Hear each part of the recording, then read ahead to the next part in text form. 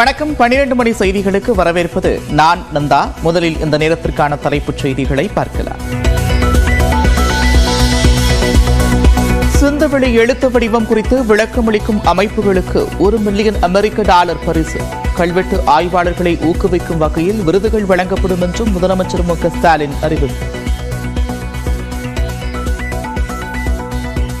சிந்துவெளி புதிருக்கான உரிய விடையை கண்டுபிடிச்சு சிந்துவெளி எழுத்து முறையை தெளிவா புரிஞ்சிக்க உதவும் வழிவகைய தொல்லியல் அறிஞர்கள் இருக்கும்படி வெளிக்கொணரும் நபர்கள் அல்லது அமைப்புக்கு $1 மில்லியன் அமெரிக்க பரிசாக வழங்கப்படும் என்ற முத்தான முதல் அறிவிப்பு.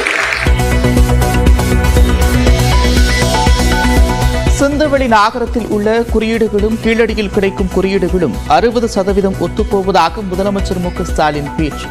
இந்திய துணைக்கண்டத்தின் வரலாற்றை இனி தமிழை தவிர்த்து எழுத முடியாது என்றும் உறுதி. சிந்துவெளி நகரத்தில் வணிக நோக்கத்துக்காக பயன்படுத்தப்பட்ட முத்திரைகள் இடம்பெற்றிருக்கக்கூடிய குறியீடுகளையும் தமிழ்நாட்டில் அகழ்வாய்வில் கிடைக்கிற குறியீடுகளையும் ஒப்பிட்டு பார்க்கும்போது 60 விழுக்காடு குறியீடுகள் ஒரே தன்மையிலான குறியீடுகளாக காணப்படுகிறது.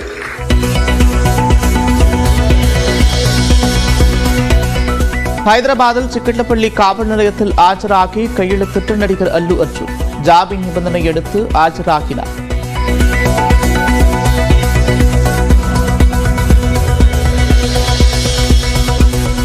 ஆண்டிப்பட்டி அருகே கரடி தாக்கி ஒருவர் உயிரிழப்பு.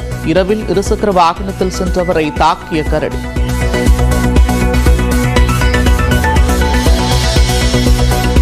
பெரியார் பல்கலைக்கழக பருவத் தேர்வு முடிவுகள் இணையதளத்தில் வெளியீடு. மறு மதிப்பீடு விடைத்தாள் நகல் பெற இம்மாதம் 23ஆம் தேதி வரை அவகாசம்.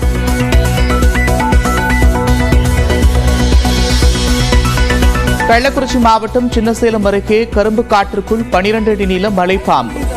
தீயணைப்பு வீரர்கள் பிடித்து வனத்துறையிடம் ஒப்படைத்தனர்.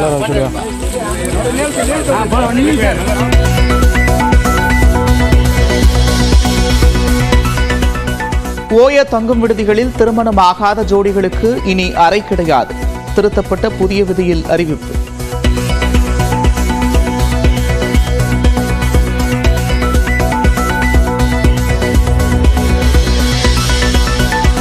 மார்க்சிஸ்ட் கம்யூனிஸ்ட் கட்சியின் மாநாட்டில் கே பாலகிருஷ்ணன் பேசியது தோழமைக்கு இலக்கணம் அல்ல என்று திமுகவின் முரசொலி நாளேடு விமர்சனம்.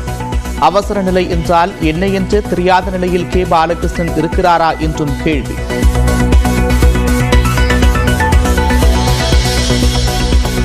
திருப்போரூர் கோவில் உண்டியலில் விழுந்த ஐபோன் உரிமையாளரிடம் திரும்ப வழங்கப்படும். அமைச்சர் சேகர் பாபு பேட்டி. அந்த செல்போன் உரியவருக்கு கொண்டு செல்வதற்குண்டான தீர்வு எட்டப்பட்டு விட்டது. இன்றைக்கு அதற்குண்டான பரிகாரம் நடைபெறும். மதுரை எம்பி சு வெங்கடேசன் மருத்துவமனையில் அனுமதி. விழுப்புரத்தில் மார்க்சிஸ்ட் கம்யூனிஸ்ட் கட்சியின் மாநாட்டில் பங்கேற்றிருந்த போது நெஞ்சுவலி.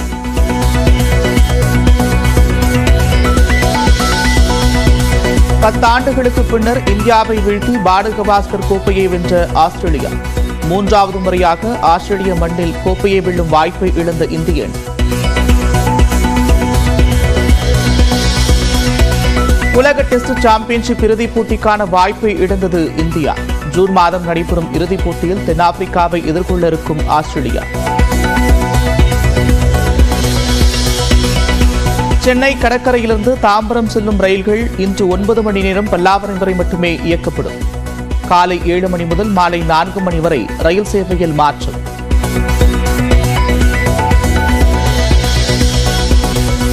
பொங்கல் பண்டிகையை முன்னிட்டு ஆம்னி பேருந்துகளில் கூடுதல் கட்டணம் வசூலிப்பதை தடுக்க 30 குழுக்கள் அமைப்பு. விதி மீறலில் ஈடுபடும் ஆம்னி பேருந்துகளை சிறைபிடிக்கவும் போக்குவரத்து ஆணையரகம் உத்தரவு.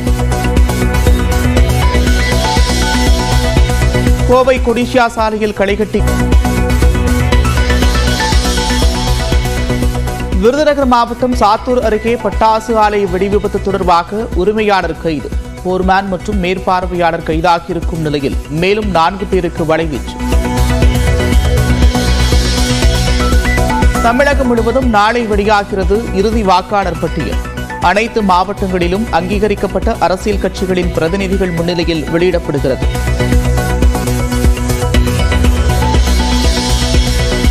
வேலூர் மாவட்டம் கேவிக்குப்பம் அருகே சிறுத்தை தாக்கி 17 கோழி மற்றும் கன்றுக்குட்டி உயிரிழப்பு. தொடர் தாக்குதலால் பொதுமக்கள் அச்சம்.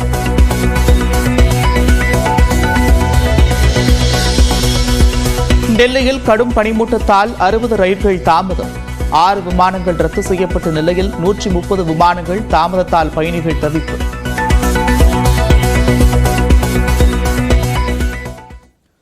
சிந்துவெளி எழுத்து வடிவ நாகரிகம் குறித்து விளக்கம் அளிக்கும் நபருக்கு 8.5 கோடி ரூபாய் பரிசு வழங்கப்படும் என்று முதலமைச்சர் மு.க. ஸ்டாலின் அறிவித்திருக்கிறார். சிந்துவெளி பண்பாட்டு கண்டுபிடிப்பு நூற்றாண்டு நிறைவு விழாவை ஒட்டி சென்னை எழும்பூர் அரசு அருங்காட்சியகத்தில் 3 நாட்கள் நடைபெறும் பண்பாட்டு கருத்தரங்கு முதலமைச்சர் மு.க. ஸ்டாலின் தொடங்கி வைத்தார். அப்போது சிந்துவெளி வரைவடிவங்களுக்கு தமிழ்நாடு குறியீடுகளும் ஒரு வடிவில் ஆய்வு என்னும் நூலை முதலமைச்சர் வெளியிட அமைச்சர் தங்கம் தென்னரசு பெற்றுக் கொண்டார். தொடர்ந்து சர் ஜான் மார்ஷல் சிலை அமைக்க முதலமைச்சர் மு.க. ஸ்டாலின் காணொலி காட்சி வாயிலாக அடிக்கல் நாட்டினார்.